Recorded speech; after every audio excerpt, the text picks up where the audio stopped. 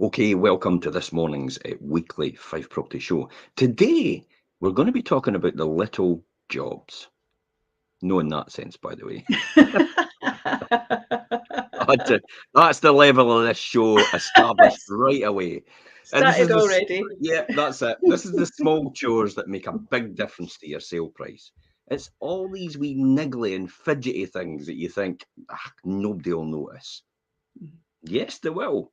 And there's probably isn't a homeowner alive who doesn't have a list of jobs that need doing. Really, everyone's got them. They mind their niggles. They aren't irritating enough to deal with. Yet they get accepted for now, and eventually become forgotten as you get used to living with them. This is quite normal, isn't it? Good morning, Andrea. Um, I mean, that's fine until your home goes up for sale and your viewings start to begin, and suddenly fresh pairs of eyes on your house, and then starts picking up every little detail. And these are the things that we need to talk about this morning because they're often left unsaid and forgotten. So this is the key: how to drive that price and how to get the right person through your door, and also how to get the right price for your property. Because these wee niggles can make a fundamental difference in someone's mind. It could even put your buyer off, Mhm. and we don't want to do that. No. So we're going to talk about the certain subjects. We're going to categorise them: the scuffs, the stains, the marks, the squeaks, the groans, the wobbles. I was in yesterday actually series, and I walked in the front door, and one of the floorboards went. Eek. I was like, I'm going to step over that one when I'm doing my video. And it was just one floorboard. And I thought, if somebody walks in that door and Yeah. steps on that floorboard, they'll go, oh, first impressions. See how that works? Yeah, the instant thing. I had the same thing yesterday, Jim, when I was out doing the pre-portal, and it was a beautiful, beautiful lodge. And I got to the garden. There's a secondary garden. Got there. I wanted to come out of that gate to go then to show the driveway, and I couldn't get the gate open because it was all rusted and the lock was stuck. So I had to walk all the way back around the garden and start again. So that's the fundamental things that can be noticed. Also the chips, the cracks, and the holes, their placements and repairs, and the chaos and the clutter. This is the thing that you've got to. I mean, put it this way: left ignored, these can become bargaining chips for buyers to haggle on your price. And you're kind of thinking it's a scuff in the paint, but they're thinking I'm going to have to repaint this whole house. That's Yeah. that's what happened, and I'll guarantee you, if you've not painted your house for a while, and there is a bit they've got to paint. The thing what happens is they paint that bit, and then it highlights every other bit it's not painted. That's why, in the buyer's mind, remember it's the buyer we're thinking about here, and how they think in order to maximise the value for you, the seller. So in the buyer's mind, they think I've got to spend all this money on decorating the whole house, and you go, wait a minute, but that's your choice. I Mm-hmm. know, but it still takes money out of the buyer's budget. And the buyer's budget is what we want in order to get the price at the end, which is often a lot more. Now, on average, just now, we're 6 to 7,000 over the home report value in terms of what we're achieving. So that pays for all the fees and everything else. And you basically get us for nothing, and you get cash back in the exercise on some occasions. So Mm-hmm. that's key here, what you want to do. So instead of gaining the upper hand, instead of that, gain the upper hand with what we're about to talk about today. We're turning these little jobs into big money to sell your home for more. How That's the much? key. Who wants more for selling their home? Yes, please. Everybody.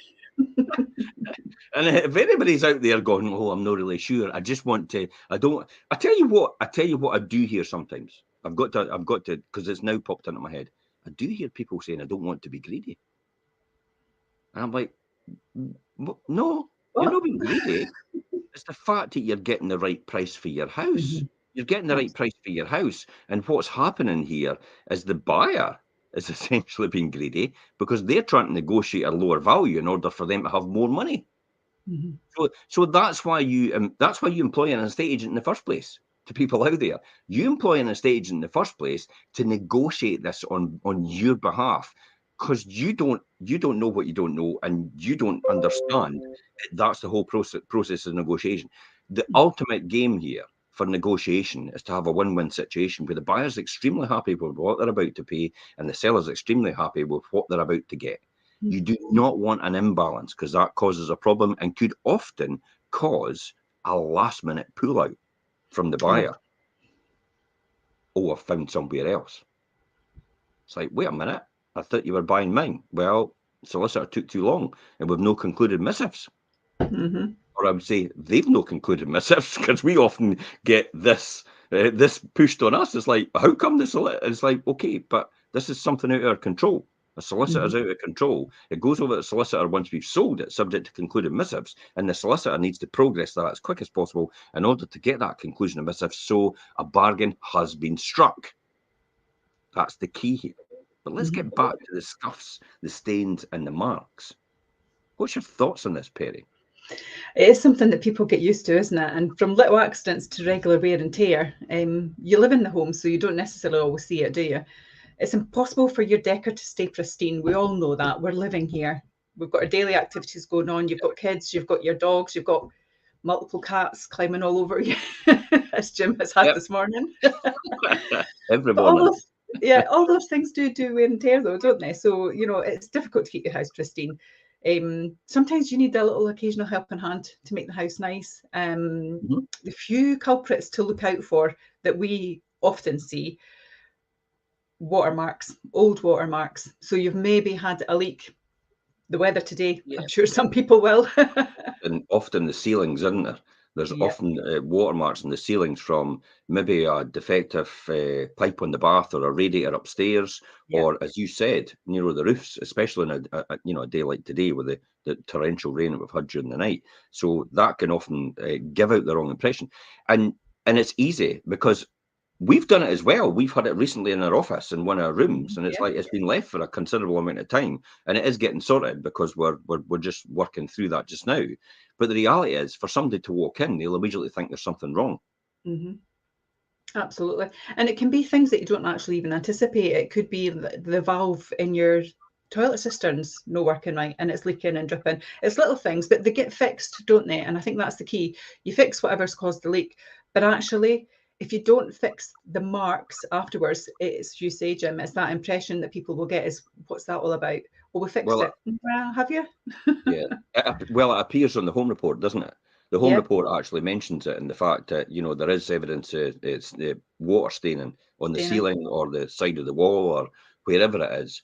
So this should be investigated. And it's like, for the price of a lick of paint, you could have got rid of that remark, because it sticks, and it's a professional surveyor saying this. And even though it sounds so innocent, which it is most of the time, it just reflects in the buyer's mind on what else could be wrong that we don't know about.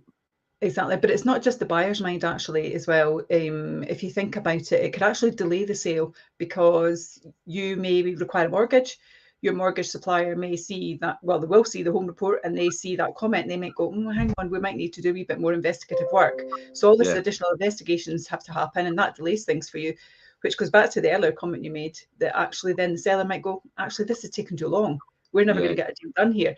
Okay, first phrase that springs to mind: time kills all deals. Every single time. So as an easy way to fix this for anybody who's wanting to do a bit of DIY of themselves, make sure you put an oil-based primer over that staining, and then you can paint over it. Too many people continually paint loads and loads of layers of maybe a matte emulsion, and it just comes through eventually again. And it's the same way, if you've been a smoker previously and you've actually taken sugar soap and taken all the nicotine off the walls, you still have to put an oil-based primer on there, because it does come back through and it shows. So make sure you've got an oil-based primer to do that, and make good the situation. What else do we need to think about then, Perry? Again, we talked about kids, greasy hand marks and fingerprints. It's the big thing. Light switches. Round about the light switches. But not only light switches as well. How many children actually use handles to open and close doors? They don't. They hold the door, don't they? So suddenly all the way down the inside of the door, you've got fingerprint marks. So, those things are really important as well. So doors, light switches, make your paintwork look much older and much more tired. And that's a negative image that you're giving to your potential buyers as well. But that it easily removes. You can remove them with a mix of white vinegar and some water. So literally mix that together, get a nice cloth, rub it up and down the paint. You'll be surprised how quickly that comes off. A lot of people don't realise that white vinegar was the old thing that everybody used to use. They used to wash their windows with vinegar and newspaper. Newspaper? Yeah.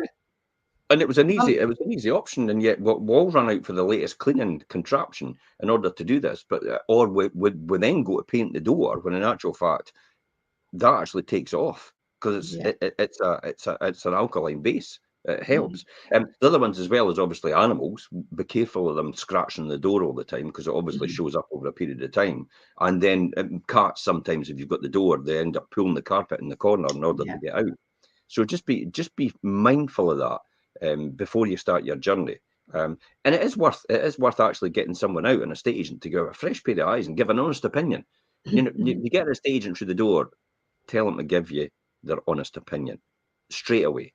Don't, because most estate agents don't want to offend people, because they're obviously wanting a house sale. But you're better just to say, look, give me an honest opinion about the situation, what I need to do in order to get this sale ready, and I'll respect you for that. So give them permission to do that. That is really important to do, actually, and I often see that. And then when you go to then do the video work, the house looks fantastic because they've taken on board that advice and they've made those small changes. And there are just small changes. It's not big things or big money you're needing to spend. Small changes make a fundamental difference, don't they? And believe it or not, well, I was going to say believe it or not, but it is true. When you walk into a room or a house as a person looking to buy, or just for the first time, and you smell oil-based primer and paints, and you smell cleaning materials, you then begin to think straight away, oh, it's been looked after. You do. Exactly. I think it's a good sign. What other things anybody consider out there then? So as well as your paintwork, doors, you're also looking at your walls and your hallways, because obviously they're the largest part of a property as well, so they're really going to stand out. But the hallway as well, it goes back to the squeaky floorboard. As soon as you walk into the house, it's almost the first thing you see as well. So again, you want that good impression. So stairs, landings are particularly prone to getting scuffs. Because you've always got, it's a small space and you've got all this traffic going through it every day, people going up and down the stairs, kids running up and down the hallways. It's where all the commotion starts in a home, doesn't it? So, that's the circulation spaces of a property. They can often simply be cleaned by just washing it off, depending on what paint you've used. So it's really simple to get rid of those stains and scuffs, isn't it? And yet, how do we make it so difficult? Think about it. We do make it so difficult, don't we? We do. I mean, I actually took on board. So I was going to say, I took on board some of our advice this morning. I went into my kitchen. So we've bought a new air fryer. So we bought a new Ninja. I've been wanting a double drawer one for ages. But anyway, there are other models out there. So we got it this morning. Billy's unpacked it all. He's put it in the kitchen. And I'm thinking, oh, it's so much bigger than my last one. Then suddenly everything else, I thought, I've got no space on this bunker. So I've done a whole declutter. But see, when I moved everything, oh my goodness, I'm actually quite embarrassed about how much toast crumbs was underneath, and on the backsplash, like oily bits. I was like, where did all that come from? And my house, I think, is clean. It's like when you move the cooker. Yeah. or the washing machine or the fridge freezer, and it's like, oh my goodness, what's underneath here? Oh, I know. So dealing with these will go a long way to reviving your decor, but and so your home feels actually fresh, loved, and actually inviting to everyone that comes along to view. What's the kind of, well, we just touched on it the other now, the squeaks and the groans and the wobbles. But, what should we be? I mean, just like humans, old age creeps up on every home. So, and the creaks become the norm, and it gets worse as we ignore the signs. So what things should we think about to test and fix that, Perry? I think the big thing for me is taps. There's nothing worse if you go into bathrooms or kitchens and you've got leaky, wobbly taps. It just doesn't look great. It doesn't set a good impression, does it? So I think having constant drips is never a good thing. Or a whine when you turn them on or off is never a good thing, because it's an indicator something's not right. Buyers often like to test water pressure as well. It's strange how often we get that. People want to flush toilets and things. It's just what people want to do, make sure things are working, and you can understand that. It's a lot to do with going back to the old water pressure testing. Water pressure never used to be that great in most houses, because we didn't have the technology at the time to ensure that was adequate. So therefore, people used to test things like showers, because it's like, if I'm in the shower, is it just going to be a drip, a drizzly drip, or is it actually going to be a proper power shower? I'm going to get woken up in the morning. I'm going to get invigorated in the morning. That's what people like to think. Hence the reason why they do that as well. So that's it. And then if you get a tap, it whines, even though it's the whistle from the tap, as water comes through quicker, like you do in a bottle, and you blow the bottle at a certain angle, and it gives that noise. People actually obviously think straight away there's something wrong with the boiler. They do. And then they start to think thousands. No, never mind a couple of hundred or maybe a £50 to get that fixed. It's like now in their mind they're thinking, oh, thousands. This is going to cost money now. And actually, it might not cost a great deal at all to the seller, because it may just be that it's a new washer that's needed, or the fixings maybe just need to be replaced. So, that's a really economical fix. I think from that as well, doors that scrape the floors, never a good thing. Again, because you see, not only do you hear it and see it and feel it, but actually the floors all get marked as well. And again, it's an indicator that there's something wrong. If there's wooden flooring and it's scraping, but the person who's looking to buy doesn't want wooden flooring, wants to put a carpet in, then suddenly they're thinking, hang on, I've got to take doors off, I've got to get that done, and suddenly it's a big job, isn't it? Squeaky hinges. Another one as well, eh? And for all it is, just to put a bit of, I'll be honest, if you've not got any oil or grease or anything or WD-40 in your house, you can get away with putting a bit soapy liquid on it, washing up liquid to do that. And that'll take the squeak away temporarily until you can do it. Because remember, it's a degreaser, washing up liquid, so you'll need to clean it off. Now you need to put proper oil in it if that's the case, because eventually over a period of time it will get worse. So that could be a temporary measure if you get caught short with that. What other things then would that lead us to? You've also got to look at locks that rattle as well. So again, if the locks are rattling, a person's thinking, is this secure? Am I going to feel safe? Can I lock up properly? That's never a good thing as well. They're all noisy interrupters as well. That calm's getting taken out of the house, isn't it? People are thinking, oh, hang on, this is noisy. I'm not feeling this now. And we talk about everything's emotional when you're buying a house. We talk about that often, don't we? So I think that doesn't help. It's the chi. It's the chi in the house. To use a new age expression or a current expression now is really the chi. It's how the house flows. It's how people feel when they walk in the door. And years ago, everybody used to say, "Has it got big rooms? Is it wind and watertight? I'll take it." Now it's really down to a lot of comfort, because most houses are on the same par now. So it's all about separating in that sort of comfort level, and how easy is it for someone to move in straight away and possibly even do things as they go, because they've maybe got a limited budget, or the other one is it's ready to go. They don't need to do anything at all. It's when in this market, in this kind of market, where it's turning to a kind of balancing between a buyer's and a seller's market just now, it's you've got to then make it easy for someone so they don't need to part with a lot of money to do anything to your house before they move in. Long gone.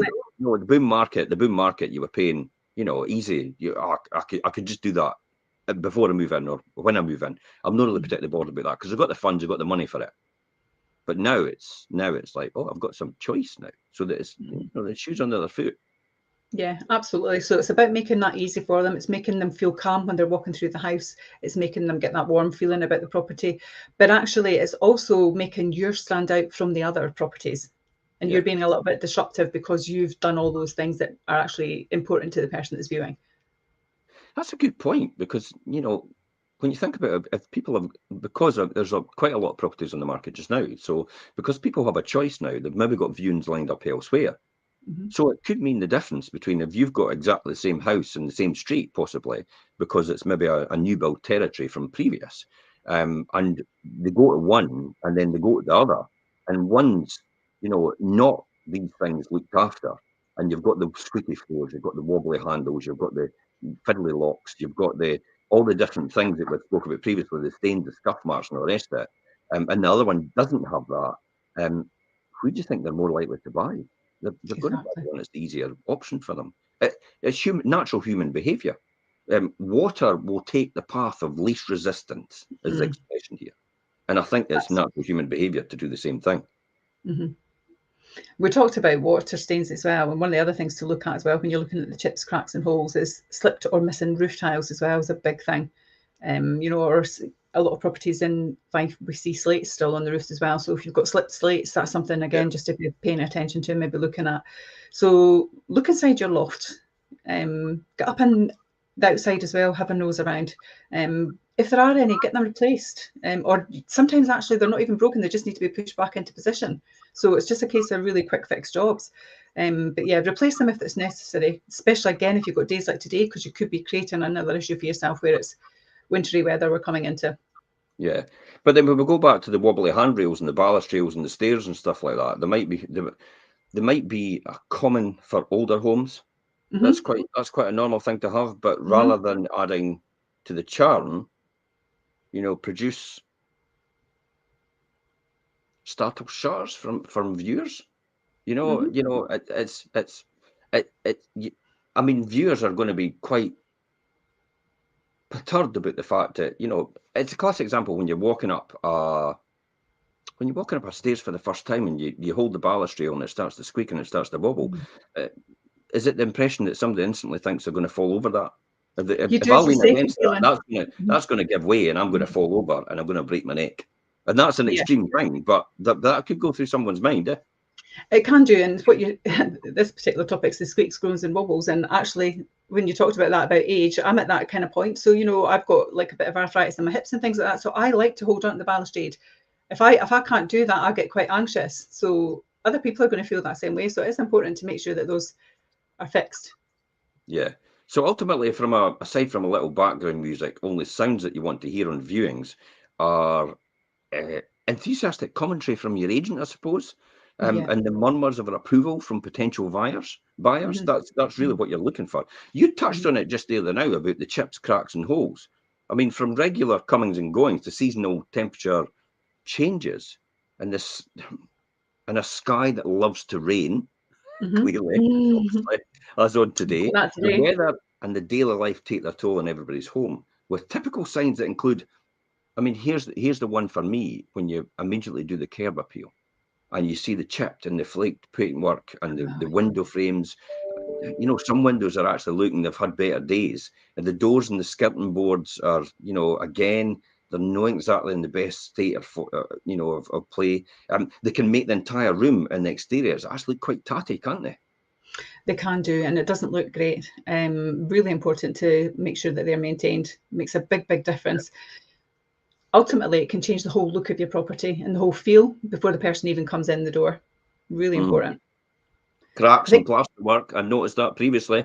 Now, where did I see that recently? And I was walking around East Links, Windcross. In the hall, there's a crack across the top of the ceiling, but it's really just a laughing plaster. It's been there for probably 100 years. And there's just basically a crack. And it's like, well, what's the point of fixing it? Because we're moving anyway. Sometimes I would think maybe just actually fix it in the short term. It might mean painting the whole ceiling. It might mean painting the whole room. But it is kind of worth it sometimes. Now, it's easy for a property of that age to say, well, that's just normal settlement. That's 100 years worth. And if that's 100 years worth and it's like 1 or 2 millimeters, I don't think you've got anything about. Sometimes if that's said in the right way, it can actually be a positive rather than a negative in terms of how you're doing it. But I do think cracks and plaster work and between the walls and stuff, and especially outside as well, the millions as well outside when you see the below the windows and above the windows as well. And then obviously the rough cast, and sometimes it's falling off or it's boss or something like that. It's maybe just worth getting that done. It just doesn't look right. But even internally as well, though, even around your skirting boards, one of the things I don't like is if you see the skirting board and it's kind of it looks almost as if it's come away from the wall when it hasn't. All that's happened is that you've just not put some decorative caulk in it. If you put that in there and it just seals it up, it just gives a false image, doesn't it? Because you kind of think that are they coming away from the wall because it's damp? Is there another hidden problem? It's just another buzz to kind of a negative. The reality is, some people out there right now will be thinking, no, we don't think that at all. But there is another 50% of the population that will be thinking that.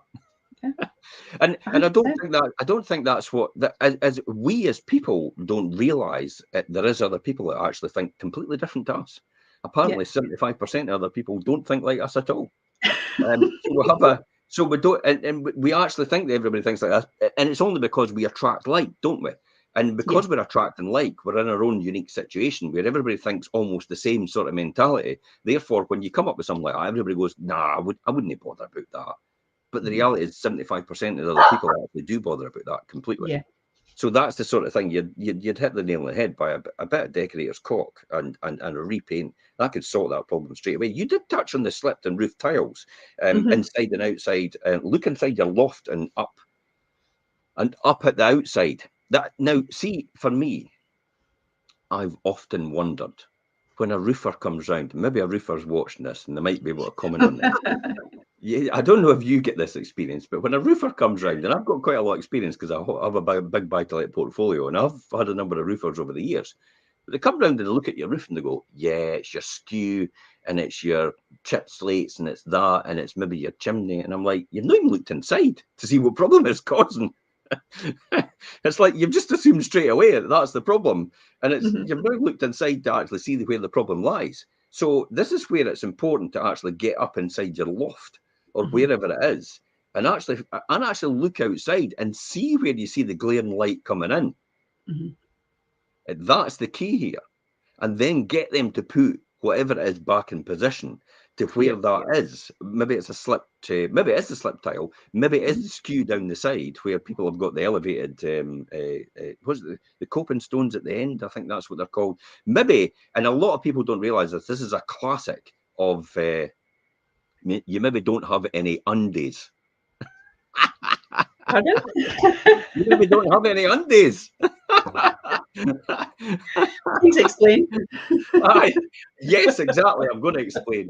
Well, I go red. The undies.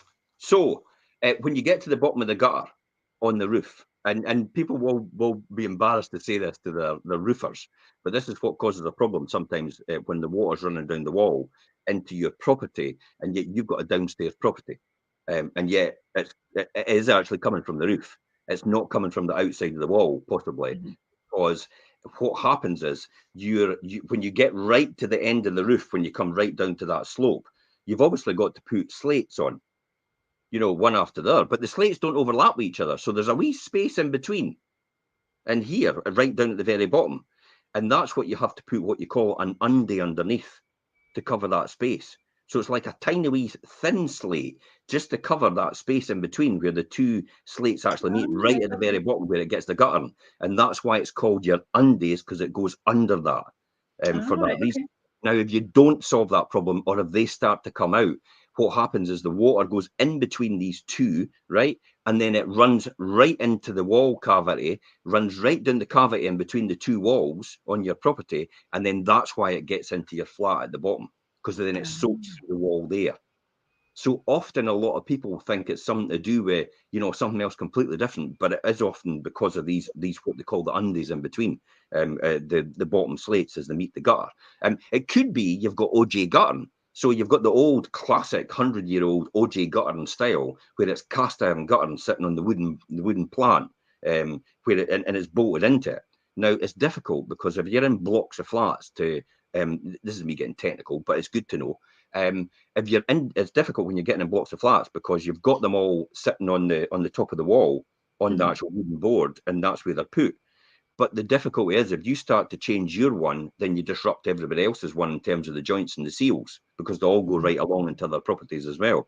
So what you have to do is you sometimes have to just, basically get all that back to the point where you've got the joint exposed, and then you have to reseal it with proper tar and felt, or kind of like a far better version of what we call the sticky tape it used. The big silver sticky tape. Oh, yes. That sort of thing. But then what it is, it's got tar on the back of it, then they torch it in, so the tar actually melts into the actual joint and seals it, but it's actually got a silver proper seal on it. So it's like becomes part of the fabric. Therefore, that stops it going through as well into your cavity and down into your wall as well. So all different meanings, all different ways that you can solve that. But I do often get confused when roofers just go, oh, well, it's just that, and it's that, and it's that. And it's like, well, you've not actually looked inside, and you've not been up in the attic, so how do you know it's that? I just know. Don't take their word for it, by the way. There is a lot of cowboys out there when it comes to roofing. Yeah. So you've got to be extremely careful, because it can cost you an absolute fortune for getting something fixed that you don't get fixed at all. And I will, as a point of order here, watch out for the people that visit your door. I'm just going to do your roof if you want. I can do these and repair these slates. And then by the time they get up on the roof, they go, do you know you're needing your ridges done? Do you know you're needing the guttering done? Do you know you're needing your the skew done as well? And it's like, oh, what's that? And it's like, oh, well, it's this and it's that. And it's like, oh, wait a minute. Next minute, your couple of £100 bill is now 2,000 or 3,000. Yeah. So just be careful of that. Anybody out there is tuning in. Now, all of this really ultimately can leave buyers wondering whether major work and expense are waiting in the wings. So it's really worth sorting them out before you remove that concern in their mind. Yeah. What about replacements and repairs? What should we be doing there? I think that's important as well. I mean, no matter how stylish your home is, if your viewers are constantly greeted with damaged or deteriorating fittings, they may feel that they're taking on a bunch of hidden problems. And I often see that. And it's like you said earlier, when we're even talking about the kind of painting and the decorating, it's like if you walk into a property and all of the rooms need done and only one of them has been done, you kind of go, why did they do that room and not the rest of the rooms? There's just this thing that people think. It's the mentality of it. So most glaring things that we come across are cracked or broken glass. That's a big factor. So it's not a great look as well. If any door or window's got a crack or a little hole in it, just replace it. Burst seals as well, not a great thing. So just replace those panes. It's easy to get that done, Jim, isn't it? Yeah, it is. I mean, for the cost of a burst seal on a double glazing unit, if you've got the proper type of windows, you've got a more modern type of window, you can just take the wee holders out, and then you can actually put the window in and then push them all back in. So it literally takes a double glazing person, a repairer, maybe a couple of hours to do that. So all they need to do is get the sizes in the first place, get the double glazing unit ordered and put it in. Same with Velux windows. Velux windows are renowned for bursting the panes because they sit on, by nature, they're sitting on the roof, and the roof's going to get all the heat, and that's why the Velux windows usually burst the seal already on the double glazing. So it's easy to get a kit off for your double glazing unit. I'm giving a repair session here, aren't I? Repair all these things yourself. If you pull down your Velux window and your trickle vent, and you pull your trickle vent back on the Velux window at the top, where how you're pulling it down, you've got a wee code, a GGL code. It will appear in the bottom right-hand corner of the when you're pulling that down on the actual plate. So you've got a plate and it's got a GGL code. So sometimes GGL C4. So all you need to do is look up replacement kit for GGL 4C, and you'll get loads of kits on site, so on the internet. So then you order one of these. They're usually about £100 to order, and then you can literally just turn the Velux window right round. You take the screws out either side. You can lift the Velux window into your house. You don't need any scaffolding for this. You just push it up, lift it into your house. You take the screws out. You take the pane out. You clean everything round. You put the new pane back in. You put the bitumen seal round again, and then you put the metal plates back on. You screw them on. Job done. Put it back into your Velux window. Slot it back in. Take the screws back out again. Perfect window, just like that. Yeah. So, and you could easily get a handyman to do that as well. So replacing burst panes in a Velux window isn't that difficult. It doesn't need anybody to go do anything from the outside. It's all done from the inside. It's easy to do. So it can make a fundamental difference. Yeah. Well, it's because most Velux windows have some sort of stunning view. So if you've not got, because it's at the top of the house, isn't it? And it's going to overlook something or somewhere, or it's going to look to somewhere. So it's probably the one that you want to capitalize on the most. And that's why you would want to get that sorted. But it literally can be sorted. If you have the kit, it can be sorted in a couple of hours quite easily by somebody that knows what they're doing. Somebody's got a wee bit of strength in them, because it takes a wee bit to lift that frame out and actually bring it into the house. But that can be done quite easily by a handyman. So that's one which I definitely think, when you've got cracked or broken glass or burst seals or anything like that, it doesn't look great, because that's what the views are. That's what most people look towards, isn't it? Definitely, absolutely. I think the other thing for me as well is rusty radiators. We see that often. They really bring a room down, don't they? And they're not expensive to replace. And the toilets. Yeah. next to the WC. Generally always there. Never looks great. But it's really No, important and easy to replace them though. You know, you can get low cost designer upgrades as well, which always look really nice. So again, just adds in a bit of class. Alternatively, paint them to match the walls as well. yeah. So, you know, you can paint them, you get radiator paint, and it's easy to do. In all honesty, and even if you don't want to do that, just give it a wee a wash back or something like that, a bit of sandpaper just to take the rust off it, and then just paint over it. Even though it doesn't look the best, it's going to look a hell of a lot better than it is with the rust. Yeah, it does, definitely.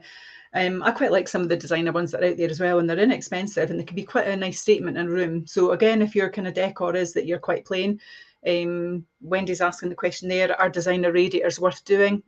Yes, absolutely, depending on what the room is like. You know, it could be a case of that you've got quite a plain wall set up and you've got neutral design, and you get lovely nice grey ones, all different colours you get nowadays, but actually you have ones with mirrors, etc. in them as well, and it just is a really nice statement piece in a room as well, and inexpensive. My advice though would be, yes, on the face of it, it is, but it might be cost prohibitive depending on what you've got. So my Yes. advice, Wendy, for that as well is probably get an estate agent out. Hello. Or hello. We're here. Probably get an estate agent. I wonder who that would be. Probably get an estate agent out if you're in Fife, to actually advise you if that's worth doing or not. Because it can add significant value. I mean, classic one for adding significant value to houses is Linda Martin. You know, she does it all the time when she flips houses. She knows exactly the formula for success for actually getting the maximum amount of money out of a house, even probably more. But on the general run-of-the-mill stuff, if you're not wanting to do that and go to that extreme of completely refurbishing a house and changing kitchens and everything like that, and just doing designer radiators, you're better to get an estate agent out to see if it will add that significant value or not. But rule of thumb, people like to see designer radiators. It looks really nice when you walk in. So you just see a vertical radiator, you immediately think quality. You do, instant, isn't it? Yeah, definitely. Makes a big difference. But as I say, you can get low cost ones as well. So just depends really what you're looking for. For me as well, it's about collapsing garden fences and walls. There's nothing worse if you pull out somewhere and the fence is hanging over. We've got really windy weather just now as well, so it doesn't look great. We're coming into the winter months, you're going to start getting the green mold on the fencing as well. So again, before winter comes and you're thinking of selling, a good lick of paint is something that's maybe worthwhile doing. It looks so unsightly if it's not being done. It suggests a lack of care as well that we spoke about earlier on, and safety concerns as well for families and children. Fixing them is a smart move, isn't it? I mean, a lot of people, me included, will all concentrate on the interior of the house, but we never think about the garden. And the garden's the most. I've got somebody at the door. The garden's the most important thing. The garden's the most important thing, isn't it? Because the garden actually sets the tone. Because now it's another usable space for people to enjoy. So that's what I think's key about that. And you're right, it doesn't look great, especially when it's the next door neighbours. So the next door neighbour, the fence has fallen down, it's just been left there, it's been taken away, and people walk out the back door and they go, yeah, everything looks great in there, and they walk out the back door and went, okay, so is my garden part of next doors then? Is there, there's no sort of divide there. There's no sort of, impression that this is your home. This whole thing about, a home is your castle. It's that sort of thing, yeah. And that's why territorial, aren't they, about their houses and their garden space? People buy it. So it's like I've got to then put a fence up, and a fence is maybe the best part of what, £500 to £1,000 on some occasions. Yeah, could be more depending on the size of your garden. It also tells you possibly the neighbour doesn't want to put their hand in their pocket for any improvements that are mutual between the both properties, especially if they're terraced houses or semi-detached. So then it gives the impression that the neighbour isn't the best neighbour you could want. So you've got to think about where that takes someone else's mind in terms of the buyer. This is all about going. We could get to the point of, oh my God, I've got to do everything before I sell my house. But the reality is, we're just telling you everything that could possibly be the case. It's never going to be like that all the time, every time for everyone. No, this whole bag of tricks doesn't apply to all. It's not everything that this applies to, because somebody could get analysis paralysis. And they could think, I need to do this, I need to do that, I need to do this. I'll walk in the door and then I go, do you know you didn't need to do any of that stuff. You've spent an absolute fortune on doing something that wasn't necessary at all. Again, that's why it's important to get someone in that knows what they're doing and knows what they're talking about. So a simple rule to sell for the highest price is to repair or replace anything clearly broken or worn out, particularly when it's in full view when the buyers come to look. That's a key point, actually. 100%. The other thing as well that we often advise on is chaos and clutter. Jeez, clutter. Clutter is the thing. One big thing that puts everybody off is the clutter. Now, I know most people will have a huge family sometimes, and it's all the toys are all over the place, and it's what do I do, where do I go, how do I organise this? This is going to be utter chaos trying to do viewings with them. You know, that's probably why you get someone to do the viewings for you. So you can just take all that chaos out the house for that period of time, make it an enjoyable event. You know, make it like we're going to McDonald's. There are other restaurants and all the rest of it, but kids generally respond to, we're going to McDonald's, yay! They absolutely do. Like they're then encouraging, when's the next viewer coming, Mum? So when's the next viewer coming, Dad? So we can go to McDonald's. That sort of thing. So they take part in it as well, and they feel really good about it as well. So these are all good tips in order to encourage a larger family to vacate the house at the time in order to get the viewing done right. If you've got dogs or cats or anything, some people don't like cats, some people don't like dogs. Again, that's why you don't really want to have them present in the house at the time, because it gives some people another excuse to, you know, and it puts a buyer off possibly. It does all do. they're going to think about is that, isn't it? Yeah, absolutely, 100%. It's like you said earlier on, with all the things that we've spoken about so far, not everything applies to all, but one of the most effective methods for making your home look more expensive, spacious, and appealing is the one that doesn't cost a penny. Tidy up. It's a really easy task, isn't it? Yeah. For some people, it's quite difficult. It is for some. I've been in your home office, Jim. But it's organised chaos. It's organised chaos. You know where everything is. What do you mean? It's a new studio. Don't tell anyone. Brilliant. But some tips that we would give you that are quick fixes are paperwork belongs on a desk. Yeah. Anything that hits the floor is going to the shredder, remember? That's why it hits the floor now. And it is an organised pile on the floor, by the way, for anybody out there. So paperwork should be on desks, or shelves, or in a cupboard. There's no other place that looks good or right. Grab some ring binders as well. You know, if you are looking to organise yourself, we've got a lot of people now that are home office working, haven't we? And we're not used to it. So our homes weren't generally designed for that, were they? Suddenly lockdown came and everybody was working at home, and we had to kind of think, right, how am I going to do this? My dining table's getting taken over. Do you know what I find hilarious?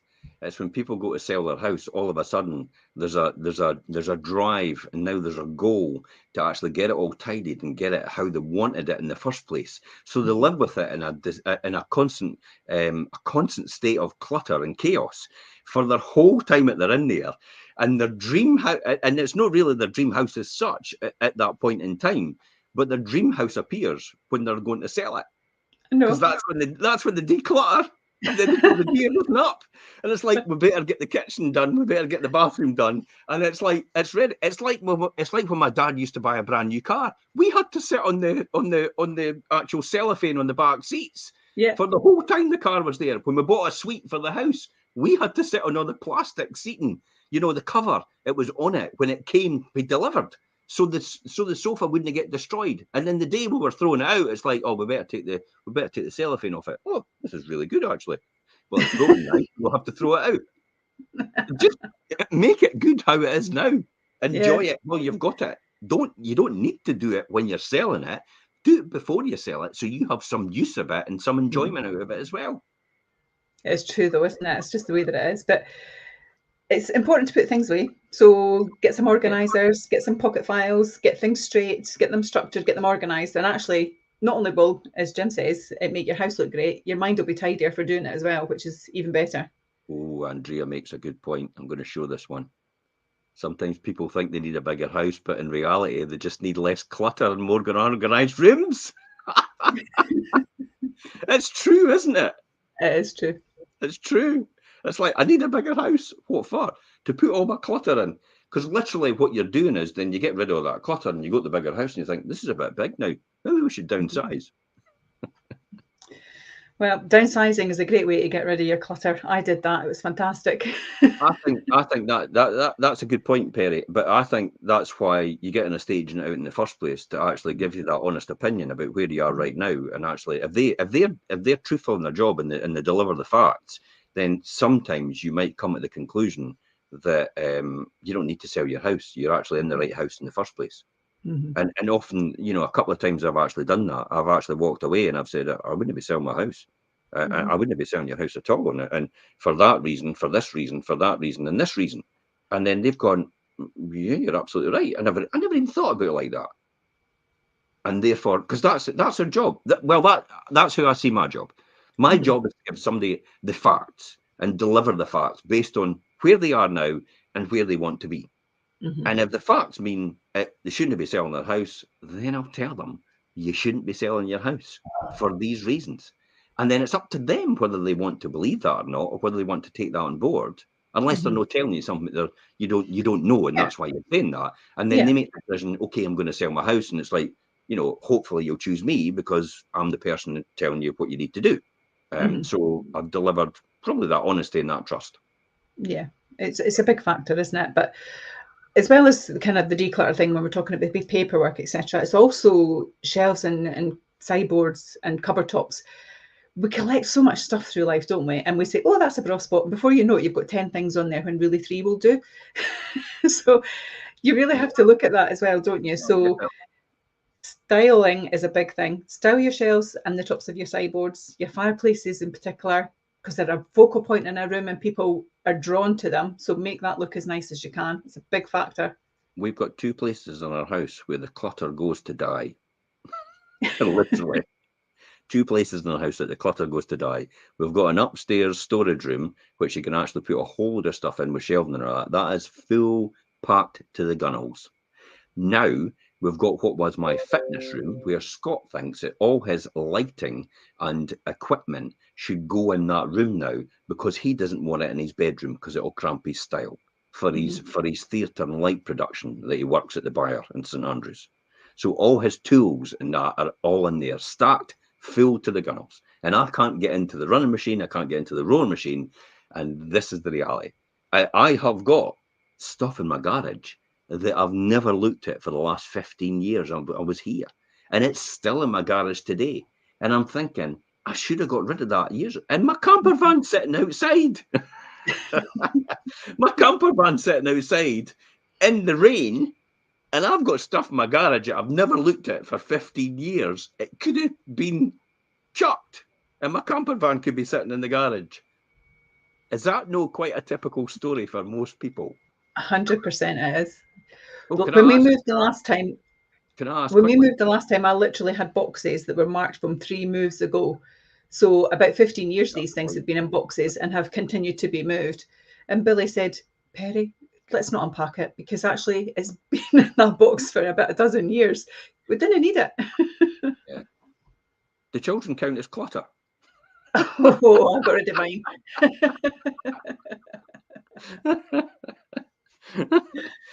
What other things do we need to think about then?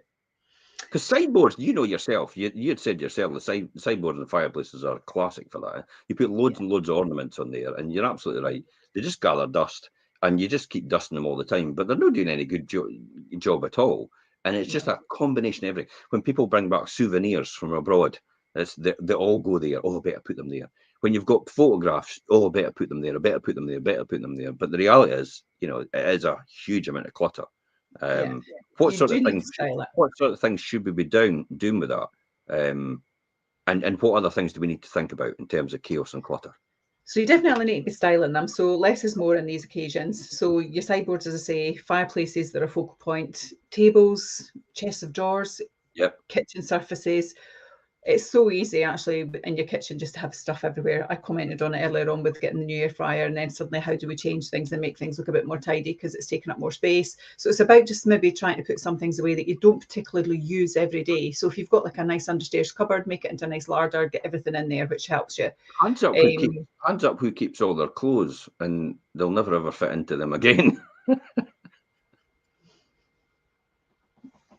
Everyone does. I've got a spare wardrobe with stuff I've never ever fit into again. It's like, if I could fit into that 1980s suit. I don't know if I've got anything from the 80s right now. Or even the nostalgia. Well, it's the black suit with the green fleck from Burton's. but we do that. We do that, don't we? It's like you keep all that stuff. You keep all that stuff, and you think, why on earth do I need it? And it's maybe shirts that you'll never ever use again that are falling apart. It's t-shirts you think, oh, I'll need to keep that. It's from Woodstock from 1977, and it's sat in you've never worn it ever again, but it's sat in your cupboard all that time in your wardrobe. So you've literally got another wardrobe. The same thing comes to food. It's decluttering and cluttering. Food. It's like, how many fridge freezers do you need? How many freezers do you need? My mother has a fridge freezer in the kitchen. She has another freezer in the laundry, and she has another freezer in the garage, and it's only the two of them now. Are we expecting a nuclear fallout at some point in time, Mum? But this is a habit born out of having a large family, and it just sticks with you, doesn't it? All these habits stick with you. They do. So definitely worthwhile decluttering those, making them a bit user-friendly. Make sure your surfaces are clean, tidy, and presented rather than overloaded is the big thing as well. So whilst you want to have all your knickknacks out, for this particular moment, just box some of it up, stick them in a cupboard. You can bring them all out when you've moved. So that's a really important thing. And if you're not really sure where to begin because it feels maybe a bit overwhelming, go online. There's so many great suggestion websites. Pinterest's one of the sites you can go on and have a wee look at and get some top tips. But actually, if you just go on and search styling, you'll find something. And that maybe give you some top tips of how you can go ahead of it as well. Yeah. Other thing to look at as well is move or remove items of furniture to create extra space or improvement lines. There actually is nothing worse if you've got furniture stacked up against windows or patio doors. It just makes everything look smaller. I'll be honest, this comes back to a lot of the times. A lot of people have furniture in their house that they've inherited from family, because somebody says, I'm going to put this out, is anybody wanting it? And you go, oh, that looks a good bit of furniture, I'll take it. And literally all you're doing is taking their rubbish. You're just taking their junk, and it sits in your house. And guess what? When you're ready to move, you then go, does anybody want this bit of furniture? and you've never used it. You've never used it at all. It's an emotional attachment to that bit of furniture that you've got. And I know that because my mother's got the same thing. She's got the display cabinet from her mother. And it literally sits in a room, and that room is almost there with all that stuff in, and nobody ever uses it. So literally, it's just a room to gather all the junk, effectively. And it's not. It doesn't sound nice calling it junk, but virtually that's what it is. Once you're gone, it's no use to you anyway. It's so maybe it's time to offload that piece of furniture and actually declutter your house and actually get it to a point where people can see the lines of sights into the bay windows. They can actually get in the door without actually having to wrestle past an armchair that you've got sitting right next to it. They can get through to the next room. Maybe you've got the double doors open into the dining room and you've had to shoehorn the sofa right to the back of the double doors, and you can't really get into the dining room unless you go via the kitchen now. Yeah. So it looks nice having that open to the dining room, but the reality is you can't get into it anyway because the line of sight and you've got too much furniture in that room just makes it impossible, which tells the buyer that possibly your house isn't big enough for them. And probably is. I think the good thing as well, we're not telling you suddenly to start throwing out all your stuff, by the way, but there are occasions where it's not about throwing it away. Sometimes actually it's just about maybe even rearranging it. You know, having everything in an L shape for you maybe works really well because it's how your family sit and watch TV at night. But actually maybe having a sofa one side and a sofa another side and then opening up the middle of the room just makes a difference. So it's just about sometimes rejigging as well. It's not necessarily, don't be thinking that you've now got to empty your house, make it a shell, paint it, decorate it, and put your furniture in it. A sterile house. You don't need to be doing all that. You come in, everybody goes, what's with all the white walls and beige carpets? It's like, what's all that about? Oh, but it's to make it brighter. Well, I can't really see myself living here because it looks a bit sterile now. You know, that's so you could actually end up, if you go too far, you could end up putting people off. I think that then comes round to the reality of, as we've sort of said throughout this whole thing, there's an audience that won't like your house, there's an audience that will like your house, and it's to find a fine balance in between both. Yeah. So, you know, have that ruthless wander round your home to seek out the clutter and create more calm overall. You might be surprised how much bigger and brighter it feels once you've worked some magic overall. But this is why it's so important to get an estate agent out to look round with you, to give you, again, give them permission to give you an honest opinion. They don't want to do that, but you need to give them permission to do it. Yeah, it's true. And actually you can benefit hugely from it. And it can make a fundamental difference of how quickly it sells and the number that you get for your property as well. That helps you on your next journey. What's your advice, Perry, on what people should do next if they're getting ready to sell? So for me, I think it's about have an honest look at your home, as you've just said there, Jim. You know, you need to talk about the little jobs that need to get done. There could be thousands added to your sale price by just attending to them. So it is really important. And it can make a fundamental difference as well of the foot traffic, as we would call it, that you get. So the number of viewers that you're going to get through your property. So just take that time. Don't just think, actually, I love my house and then tomorrow I'm just going to be able to market it. Just have a look at it, be honest with yourself and think about how it will appeal to others, not necessarily you. Yeah, good advice. Great advice. And I would say just, you know, my honest thing is get an estate agent out before you start that journey, and they could point out the things that you should be doing rather than things that you think you should be doing, but you shouldn't be doing. Yeah. And that's it. Thanks very much for coming on the show, Perry. Anybody got any questions later on or any comments, please feel free to put them in there. Or you can message us direct on these posts as well, because we'll get your private messages straight to our mobiles. Until next time, guys, it's Fife Properties TV. Bye-bye for now. Have a great day. Take care. Bye.